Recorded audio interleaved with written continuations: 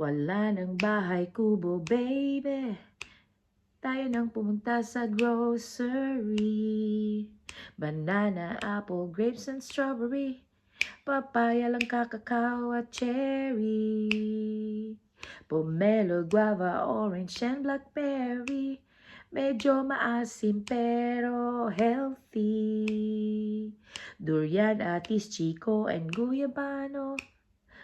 Balimbing, santol at avocado.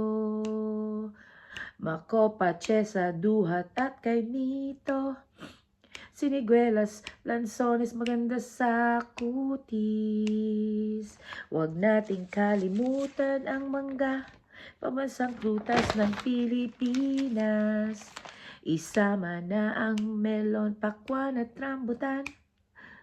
Buuin lahat ng prutas sa listahan. Pumunta ng grocery o palengke. Magtanim, eat your fruits and be healthy. O, diba? At least na-mention yung mga prutas.